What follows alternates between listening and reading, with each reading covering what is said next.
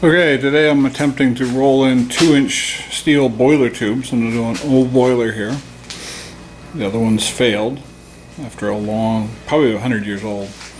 And there you can see some of the tubes there. And the rest of them are in there right now.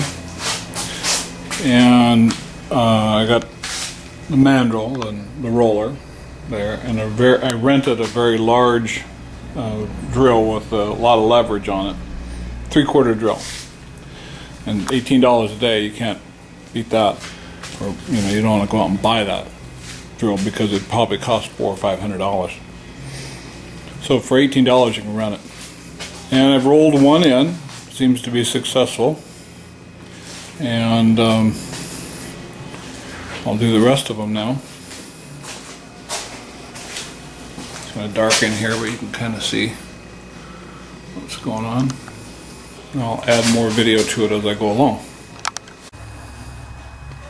Okay, what I've tried is I tried rolling them in, and they spin. The tubes, the 2-inch tubes spin while I'm rolling them. So I called an old boiler friend of mine, Emmett from Fresno, and he said to just drive some nails in there on the top end. So that'll keep them from spinning. I've already done one and it did work just fine. That one right there. And I've done a number of boilers with copper tubes, but they're a tight fit, so they don't spin. But this is new to me, and especially using steel. The copper, I would normally anneal it and soften it so it really rolls in real nice, and they're only 1 inch. And these are 2-inch, and they're made of steel, so that is another problem.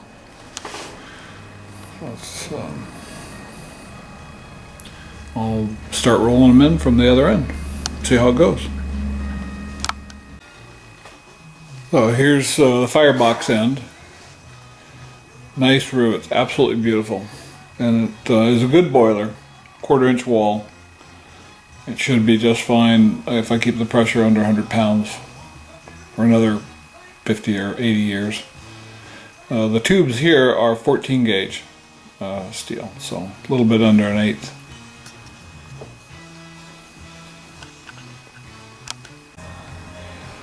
Okay, so I found a problem here. It's about 20 some inches all the way in there, and I needed an extension to reach in there to where the roller is from the outside here. And so I had to take a 3/4 or 1/2 inch drive and make it smaller here on the lathe, and I had to use a carbide tip on it because this steel is really hard. And then I put 3 flat areas on it so that when you tighten the chuck down on it, it doesn't spin on there. This is the one I was going to use on the top end, which is fine, which I'll go back to. But for down here at this end, man, that's a long reach in there. So I'll try that.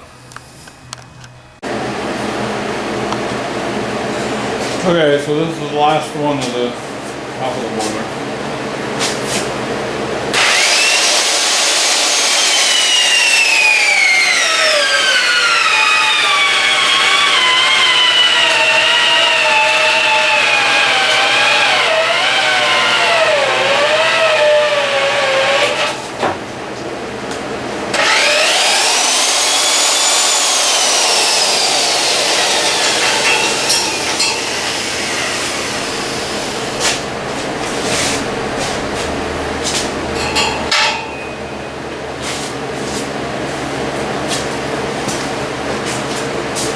And that's about it.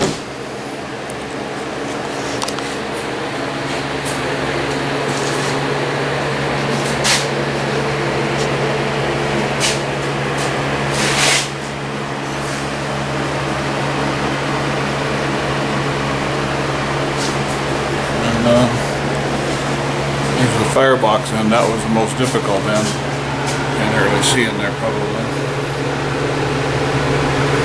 That was tough because it's so far in there. It's about 20 inches in there.